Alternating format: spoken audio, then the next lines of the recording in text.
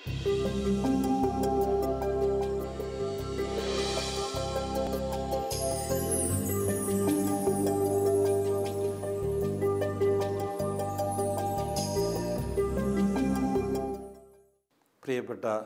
ശാലോമിൻ്റെ എല്ലാ പ്രേക്ഷകർക്കും ഏറ്റവും ഹൃദ്യമായ സ്വാഗതം. നമ്മൾ ക്രിസ്മസ് സീസണിൽ നിന്ന് ഏറെ അകലെയൊന്നുമല്ല. ഈ കാലഘട്ടത്തിൽ പ്രത്യേകമായിട്ട് ഇതുമായി ബന്ധപ്പെട്ട കാര്യങ്ങൾ നമ്മൾ ഒരുപാട് കേൾക്കുകയും വായിക്കുകയും കാണുകയും ഒക്കെ ചെയ്യുന്നുണ്ട്. നമ്മുടെ ടെലിവിഷനിലൂടെ വരുന്ന പ്രോഗ്രാമുകൾ, പത്രങ്ങളിലൂടെ വരുന്ന ലേഖനങ്ങൾ, അല്ലെങ്കിൽ ഇതുമായി ബന്ധപ്പെട്ട പാട്ടുകൾ, ഇതെല്ലാം ഒരുപാട് ഈ ക്രിസ്മസുമായിട്ട് ബന്ധപ്പെട്ട് നിൽക്കുന്നു.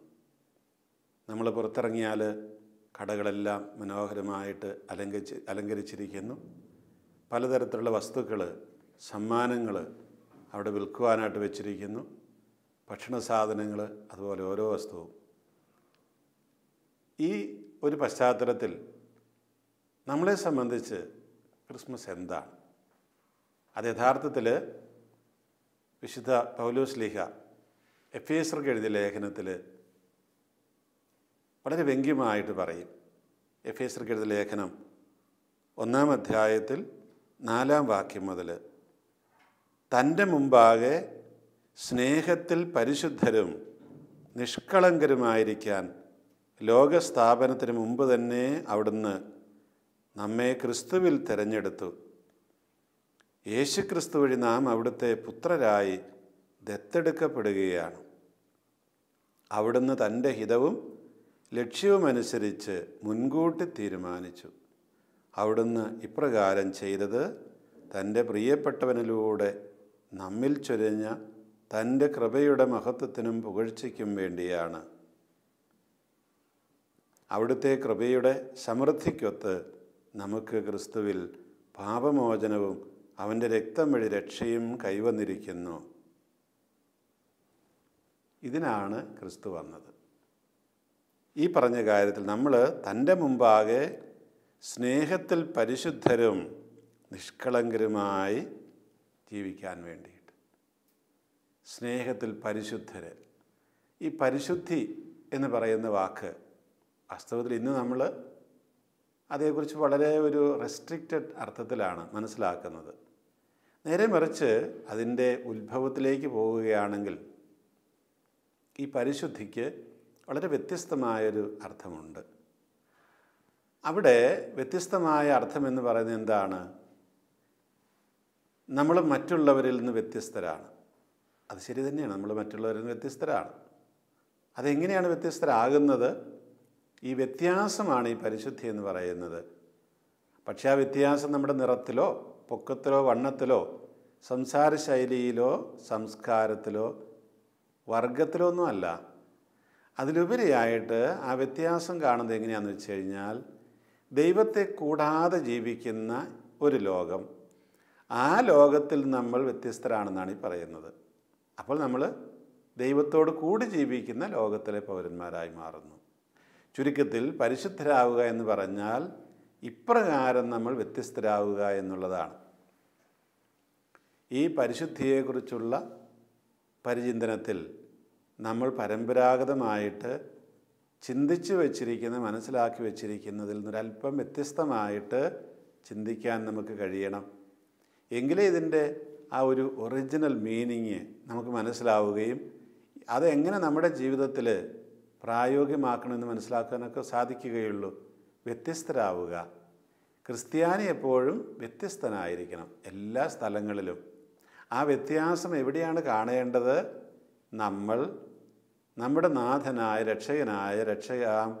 മിശിഹായായ ക്രിസ്തുവിനെ എന്തുമാത്രം അനുകരിക്കുന്നു, അവിടെയാണ് നാം വ്യത്യസ്തരാവേണ്ടത്. ഒരുപക്ഷെ നമ്മൾ മറ്റുള്ളവരുമായിട്ട്, നമ്മുടെ സഹജീവികളുമായിട്ട് നമ്മളെ താരതമ്യം ചെയ്യുകയാണെങ്കിൽ അവരെക്കാളും നല്ലവരായിരിക്കും നമ്മൾ. പക്ഷെ നമ്മളെ താരതമ്യം ചെയ്യേണ്ടത് അവരുമായിട്ടല്ല, നേരെ മറിച്ച് കർത്താവുമായിട്ടാണ്. അപ്പോൾ കർത്താവിൽ നിന്ന് നമ്മൾ ഒരുപാട് വ്യത്യസ്തരാണെങ്കിൽ പരിശുദ്ധനാണെന്ന് പറയാൻ പറ്റില്ല. പരിശുദ്ധരാവുക എന്ന് പറഞ്ഞാൽ അതിനർത്ഥം മറ്റൊന്നുമല്ല, കർത്താവിനെ പോലെ ആയിത്തീരുക എന്നാണ്. അപ്പോൾ നിങ്ങൾ എന്താണ് ചെയ്യേണ്ടത്? സ്നേഹത്തിൽ പരിശുദ്ധരാകണം. സ്നേഹമുണ്ടെങ്കിൽ പിന്നെ നമുക്ക് ഇഷ്ടമുള്ളതൊന്നും ചെയ്യാൻ പറ്റില്ല. അവിടെ നമുക്ക് കർത്താവിനോടുള്ള സ്നേഹത്തെക്കുറിച്ചാണ് ഈ പറയുന്നത്. കർത്താവിനോടുള്ള സ്നേഹമുണ്ടെങ്കിൽ നമ്മൾ വ്യത്യസ്തരായിരിക്കും. ആകാതെ നമുക്ക് പറ്റില്ല. ആ വ്യത്യസ്തത എന്തിലാണ് അടങ്ങിയിരിക്കുന്നത്? ഞാൻ പറഞ്ഞു, അവിടുത്തെ പോലെയുള്ളൊരു സ്വഭാവത്തിലാണ്. അവിടുന്ന് പറയുന്ന രീതികൾ, അവിടുന്ന് ചെയ്യുന്ന പ്രവൃത്തികളുടെ രീതികൾ, പ്രതികരണ ശൈലികൾ, ആഗ്രഹങ്ങൾ, ഇതെല്ലാം അവിടുത്തെ സ്വഭാവത്തിൻ്റെ പ്രത്യേകതകളായിരിക്കും. അപ്പോൾ അതുമായിട്ട് നമ്മൾ അല്ലെങ്കിൽ അതുമായിട്ട് സാതാത്മ്യം പ്രാപിക്കുമ്പോൾ നമ്മൾ വ്യത്യസ്തരായിത്തീരും. ഈ ലോകം അങ്ങനെയല്ല. അതാണ് ഇതിൻ്റെ പ്രശ്നം. യോഹന്നാൻ എപ്പോഴും പറയും ഈ ലോകത്തെക്കുറിച്ച്. കർത്താവ് തന്നെ പറയും ഈ ലോകത്തിൽ നിന്ന് അവരെ എടുക്കണമെന്നല്ല, ഈ ലോകത്തിൽ നല്ല ലോകത്തിൽ നിന്ന്. ലോകമെന്ന് പറഞ്ഞാൽ ഇത്രയേ ഉള്ളൂ, ദൈവത്തെ കൂടാതെ ജീവിക്കാൻ പരിശ്രമിക്കുന്ന ഒരു സമൂഹം എന്നുള്ളതാണ്. ആ സമൂഹത്തിൽ നമ്മൾ വ്യത്യസ്തരായിരിക്കണം. എങ്ങനെയാണ് വ്യത്യസ്തരാവേണ്ടത്? നമ്മൾ പലപ്പോഴും പള്ളികൾ കൂദാശ ചെയ്യാറുണ്ട്, വെഞ്ചരിക്കാറുണ്ട്. നമ്മുടെ വീടുകൾ വെഞ്ചരിക്കാറുണ്ട്, രൂപങ്ങൾ വെഞ്ചരിക്കാറുണ്ട്, അല്ലെങ്കിൽ നമ്മുടെ വണ്ടികൾ വെഞ്ചരിക്കാറുണ്ട്. എന്തതിനർത്ഥം? അതിനെ നമ്മൾ വ്യത്യസ്തമാക്കുന്നു എന്നുള്ളതാണ്. നിർഭാഗ്യവശാൽ നമ്മൾ കരുതുന്നത് എന്താണ്? അതിനൊരു മാജിക്കൽ പവർ കിട്ടുന്നു എന്നുള്ളതാണ്. അതല്ല. അതിലുപരിയായിട്ട് ഈ വണ്ടി വ്യത്യസ്തമാണ്. ഇപ്പോൾ നിങ്ങൾക്കറിയാം, ഞാനിത് ശാലോം ടെലിവിഷനിലൂടെയാണ് പറയുന്നത്. ഈ ശാലോം ടെലിവിഷൻ്റെ പ്രവർത്തകർ വരുന്നത് അവരുടെ ഒരു വണ്ടിയിലാണ്. ആ വണ്ടിയുടെ പുറകിലും മുമ്പിലും ചില്ലയിൽ ഒട്ടിച്ചിട്ടുണ്ടാകും ശാലോം ടെലിവിഷൻ എന്നുള്ളത്. അതവരെ വ്യത്യസ്തരാക്കുന്നു മറ്റുള്ളവരിൽ നിന്ന്. ആ ശാലോം ടെലിവിഷൻ്റെ ബാനറിലാണ് അവർ പോകുന്നത്. അതുപോലെ തന്നെ വേറൊന്നുകൂടി കാണും ചിലപ്പോൾ.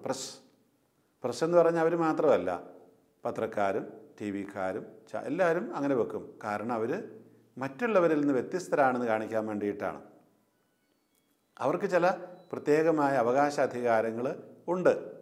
ഒരു മന്ത്രിയുടെ യോഗത്തിൽ കയറി ചെല്ലാനായിട്ട് പ്രസ്സുകാർക്ക് പ്രത്യേക അനുവാദമുണ്ട്. അപ്പോൾ ഈ വ്യത്യസ്തരാക്കുന്നത് എങ്ങനെയാണ്? കർത്താവിൻ്റെ അനുയായികൾ വ്യത്യസ്തരാകുന്നത് എങ്ങനെയാണ്?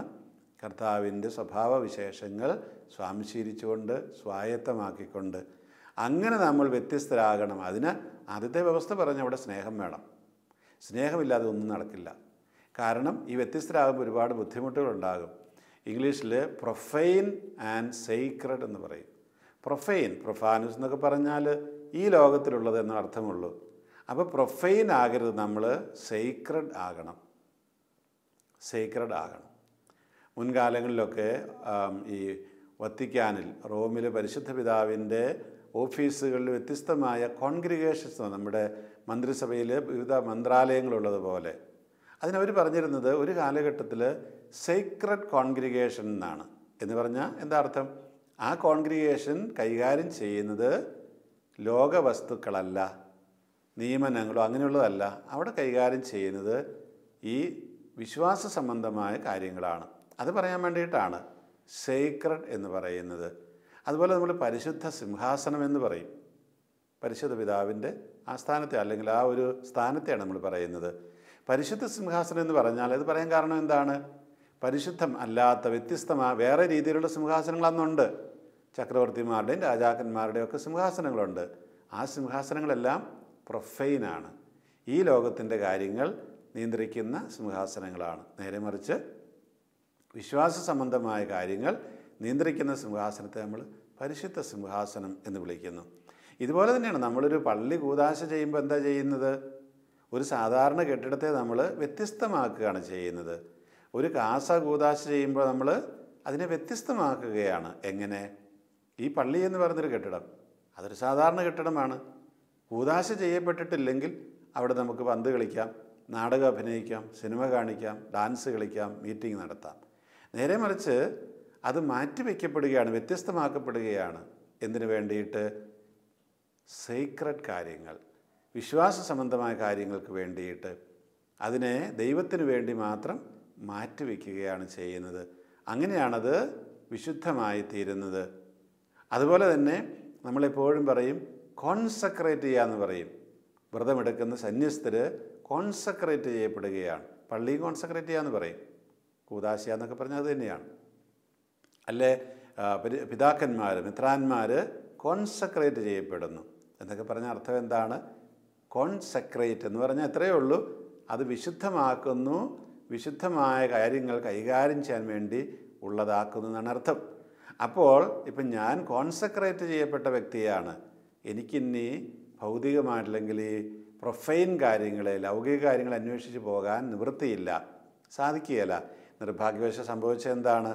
ഇവിടെ നമ്മൾ പലപ്പോഴും മറന്നു പോകുന്നൊരു കാര്യമുണ്ട്. അറിയാതെ തന്നെ എല്ലാവരും ഇപ്രകാരം വിശുദ്ധമാക്കപ്പെട്ട, മാറ്റിവെക്കപ്പെട്ട സ്ഥലങ്ങളെയും വ്യക്തികളെയും ഒക്കെ ഈ ലോകത്തിലേക്ക് തിരികെ പിടിച്ചുകൊണ്ട് വരികയാണ്. നമുക്കറിയാം, ഇവിടെ വന്നാൽ പിന്നെ പോകാൻ വിഷമമാണേ. എല്ലാ ദിവസവും എനിക്കേതെങ്കിലുമൊക്കെ റാലികളിലോ ഒക്കെ പങ്കെടുക്കാൻ നേരമുള്ളൂ എങ്കിൽ, ആഘോഷങ്ങളിൽ പങ്കെടുക്കാൻ നേരമുള്ളൂ എങ്കിൽ എൻ്റെ ആ കോൺസെക്രേഷൻ അർത്ഥം നഷ്ടപ്പെടും.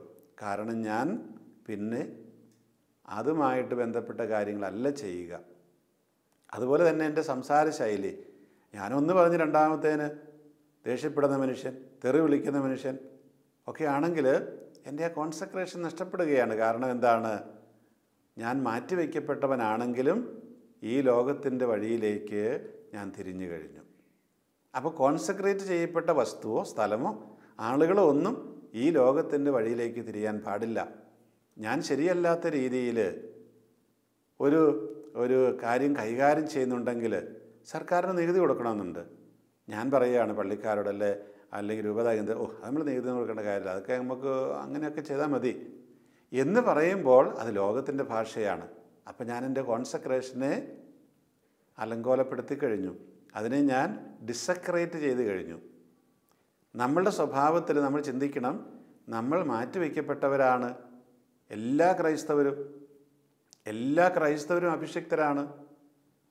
പത്രോസ്ലീഹ പറയും നമ്മളൊരു രാജകീയ പുരോഹിത ഗണമാണ്.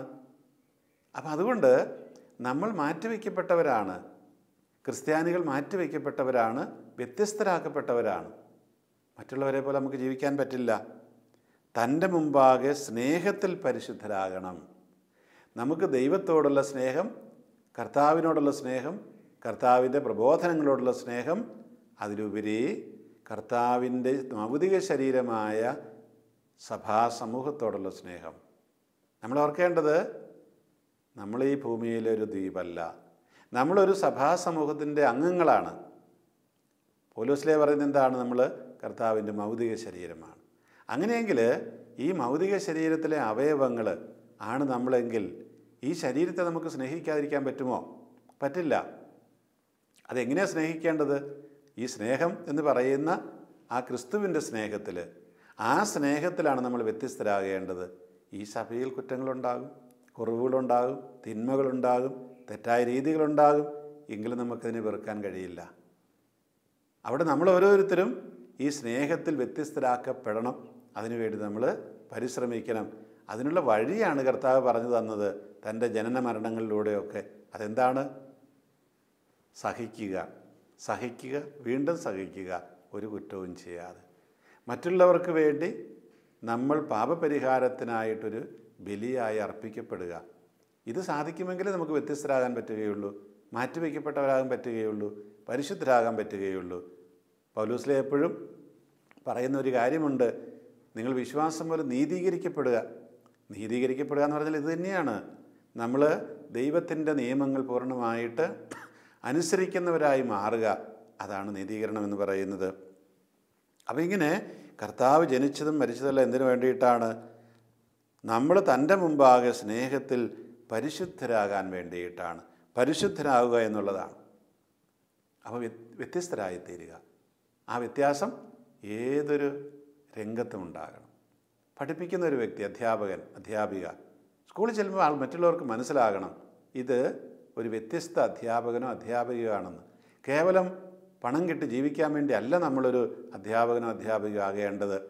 നേരെ മറിച്ച് ഇപ്രകാരം വ്യത്യസ്തയാകാൻ വേണ്ടിയിട്ടാണ് യഥാർത്ഥത്തിലുള്ള ക്രൈസ്തവ വിശ്വാസി. അങ്ങനെയാണ്. ഞാൻ ഓർക്കുന്നു, ഞങ്ങൾ LP സ്കൂളിലായിരുന്നപ്പോൾ അവിടെ ഒരു ജോസഫ് സാറുണ്ടായിരുന്നു. സാറ് മരിച്ചിട്ട് ഒരുപാട് കൊല്ലമായി. വളരെ നല്ലൊരു ക്രൈസ്തവ വിശ്വാസി. അദ്ദേഹം ഇന്നിപ്പോൾ അത്രയും നടന്നു വരില്ല. അന്ന് ഞാൻ ഓർക്കുന്നുണ്ട്, വളരെ ദൂരെ നിന്നാണ് അദ്ദേഹം നടന്നു വന്നിരുന്നത്. അദ്ദേഹം ഏതാണ്ട് ഞാൻ മനസ്സിലാക്കുന്നത് ഒരു ഒരു ഒരു ഒരു 20 കിലോമീറ്ററെങ്കിലും അകലെ നിന്നാണ് വന്നിരുന്നത്. അതിൽ കുറച്ച് ദൂരെ ബസ് കിട്ടുകയുള്ളൂ. ബാക്കി മുഴുവൻ അദ്ദേഹം നടന്നാണ് വന്നിരുന്നത്. ഈ ജോസഫ് സാറ് എല്ലാ ദിവസവും ഞങ്ങളുടെ സ്കൂളിൽ വൈകുന്നേരം ക്ലാസ് വിടുന്നതിന് മുമ്പ് 5 മിനിറ്റ് മുമ്പേ നിർത്തിയിട്ട് അദ്ദേഹം പറയും, ഞാൻ ബൈബിളിൽ നിന്നൊരു കഥ പറയുകയാണ് എന്ന് പറഞ്ഞ് കുട്ടികളോട് കഥകൾ പറയും. കഥയല്ല, ബൈബിളിൽ പറഞ്ഞിരിക്കുന്ന കാര്യങ്ങൾ. ഞാനിപ്പോഴും ഓർക്കുന്നു, മന്ന എന്നുള്ള ഇസ്രായേൽക്കാർക്ക് ദൈവം കാടപ്പക്ഷിയും മന്നയും കൊടുത്തു. ആ മന്ന എന്നുള്ള വാക്ക് ഞാൻ ആദ്യമായിട്ട് കേട്ടത് ഒരു വൈദികനിൽ നിന്നല്ല, ഒരു സന്യസ്തനിൽ നിന്നോ അല്ല, മറിച്ച് ഈ ജോസഫ് സാറിൽ നിന്നാണ്. അദ്ദേഹം ഞങ്ങൾക്ക് പറഞ്ഞു തന്നു, ദൈവം നമ്മളെ അത്ഭുതകരമായി എങ്ങനെ പോറ്റുന്നു, മന്ന കൊടുത്ത് പോറ്റി. എന്നിട്ട് അദ്ദേഹം പറഞ്ഞു, ഈ മന്നയുടെ അർത്ഥം ഹീബ്രു ഭാഷയിൽ ഇതെന്താകുന്നു എന്നാണ്. അത്രയൊക്കെ അദ്ദേഹം അന്നത്തെ കാലത്ത്, അതൊരു 64-ലായിരിക്കും ഞാൻ വിചാരിക്കുന്നത്, 64-ൽ അദ്ദേഹം അന്നത്തെ കാലത്ത് വചനം വായിച്ച് അതിൻ്റെ വ്യാഖ്യാനം അർത്ഥമൊക്കെ മനസ്സിലാക്കി വളരെ ലക്ഷ്യബോധത്തോടു കൂടിയാണ് ഇത് പറഞ്ഞിരുന്നത്. അദ്ദേഹം മറ്റ് അധ്യാപകരിൽ നിന്നെല്ലാം വ്യത്യസ്തരായിരുന്നു.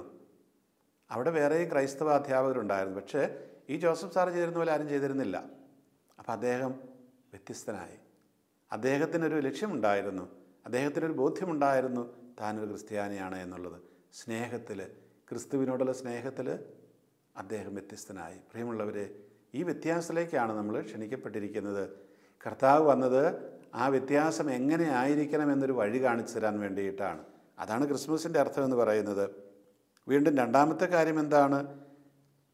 പരിശുദ്ധരായിരിക്കുന്നത് പോലെ നിഷ്കളങ്കരുമായിരിക്കാൻ. വിതൗട്ട് ബ്ലെമിഷ് എന്നാണ് അത് ഇംഗ്ലീഷിൽ പറയുക.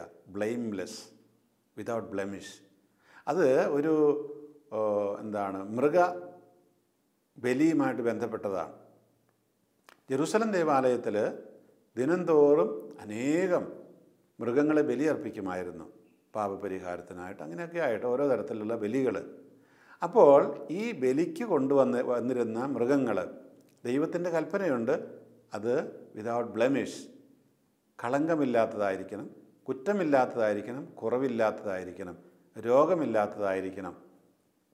നമുക്കറിയാം, കായനോട് ദൈവം കോപിച്ചു എന്നാണ് പറയുന്നത്. എന്തുകൊണ്ട് അറിഞ്ഞുകൂടാ, അത് മുഴുവൻ അങ്ങനെ ബൈബിൾ പറയുന്നൊന്നും ഇല്ലെങ്കിലും കായൻ ആബേലിനെ പോലെ നല്ല വസ്തുക്കളല്ല ബലിയർപ്പിച്ചത്. ദൈവത്തിന് നമ്മൾ കൊടുക്കുന്നത് എപ്പോഴും നല്ലതേ കൊടുക്കാവൂ, ഏറ്റവും നല്ലത് മാത്രം. അപ്പോൾ അങ്ങനെ കായൻ അങ്ങനെ കൊടുത്തില്ല എന്ന് പറഞ്ഞു. അതുകൊണ്ട് ദൈവം അവൻ്റെ ബലി സ്വീകരിച്ചില്ല. അതിനവൻ കുപിതനായി, അവൻ അന്യനെ തല്ലിക്കൊല്ലുകയാണ് ചെയ്തത്. ഇതൊക്കെ ഇപ്പോഴും നടക്കുന്ന കാര്യങ്ങളാണ്. എൻ്റെ ബലി സ്വീകരിക്കുന്നില്ലെങ്കിൽ മറ്റവനെ തല്ലിക്കൊല്ലുക, അതിലെന്ത് നീതിയാണ് ഉള്ളത്? അങ്ങനെ ചെയ്യേണ്ട കാര്യമുണ്ടോ? അപ്പോൾ ഈ കളങ്കരഹിതമാകുക എന്ന് പറഞ്ഞാൽ ദൈവാലയത്തിൽ ബലിയർപ്പിക്കാൻ കൊണ്ടുവന്നിരുന്ന മൃഗങ്ങളെ പരിശോധിച്ച് അവിടുത്തെ പുരോഹിതർ സർട്ടിഫൈ ചെയ്യണം. ഈ മൃഗം കുറ്റവും കുറവുമില്ലാത്തതാണ്, ഇത് വിതൗട്ട് ബ്ലെമിഷ് ആണ്, അതിനെ ബലിയർപ്പിക്കാൻ സാധിക്കുന്നതാണത്, യോഗ്യമാണതിന്. അതിനുശേഷം ബലിയർപ്പിക്കാൻ പറ്റുള്ളായിരുന്നു. നമുക്കറിയാം, ജെറൂസലം ദേവാലയം എങ്ങനെയാണ് കള്ളന്മാരുടെ ഗുഹയായി തീർന്നത്, കച്ചവടക്കാരുടെ സ്ഥലമായി തീർന്നത്. ഈ പുരോഹിതന്മാർ മൃഗങ്ങളെ പരിശോധിക്കും. ആദ്യകാലത്തൊക്കെ മൃഗങ്ങളെ ഇങ്ങനെ അവർ പരിശോധിക്കുമ്പോൾ പുറത്തുനിന്ന് കൊണ്ടുവരുമ്പോൾ പറയും, ഇതൊന്നും ശരിയാകുകയില്ല, ഇതെല്ലാം എന്തൊക്കെ രോഗങ്ങളുള്ളതാണ്, അതിനൊന്നും വേണ്ട. അവരിങ്ങനെ പുറത്ത് പോയിട്ട് അവർ പിന്നെയും പുതിയ മൃഗത്തെ മേടിച്ചുകൊണ്ട് വരണം. അത് കഴിയുമ്പോൾ കുറേ പറഞ്ഞു, എന്നാൽ പിന്നെ ദൈവാലയത്തിൽ തന്നെ ഇതിനങ്ങോട്ട് വിതരണം ചെയ്യാം, നല്ല കുറ്റവും കുറവില്ലാത്തതിന് ഇവിടെ വളർത്താം. അങ്ങനെ വളർത്താൻ തുടങ്ങി. കാലക്രമത്തിൽ അത് വലിയൊരു ബിസിനസ്സായി മാറി. അപ്പോൾ പിന്നെ എന്താണ്, ഈ ബലി എന്ന് പറയുന്ന കാര്യമൊക്കെ മറന്നു. എന്നിട്ട് ഈ വരുന്ന വിശ്വാസികളിൽ നിന്ന് ഇങ്ങനെ മൃഗങ്ങളെയൊക്കെ വിറ്റ് കാശുണ്ടാക്കുന്നൊരു സംവിധാനമായിട്ട് മാറി. അപ്പോഴാണ് കർത്താവ് വന്ന് അവരെയൊക്കെ ചാട്ടവാറെടുത്ത് അടിച്ചോടിക്കുന്നത്. എൻ്റെ ഭവനം, എൻ്റെ പിതാവിൻ്റെ ഭവനം നിങ്ങളൊരു കച്ചവട സ്ഥലമാക്കി എന്ന് പറഞ്ഞുകൊണ്ട്. അതുകൊണ്ട് അങ്ങനെ അത് വന്നത്. അപ്പോൾ ഈ ബലിയർപ്പിക്കുക എന്ന് പറയുന്ന ആശയം, അതിൽ നിന്നാണ് ഈ പറയുന്ന നിഷ്കളങ്കത എന്നുള്ള വാക്ക് വരുന്നത്. കുറ്റമില്ലാത്തതായിരിക്കണം. നമ്മൾ സ്നേഹത്തിൽ പരിശുദ്ധരും നിഷ്കളങ്കരുമായിരിക്കാൻ ലോകസ്ഥാപനത്തിന് മുമ്പ് നമ്മൾ തിരഞ്ഞെടുത്തു.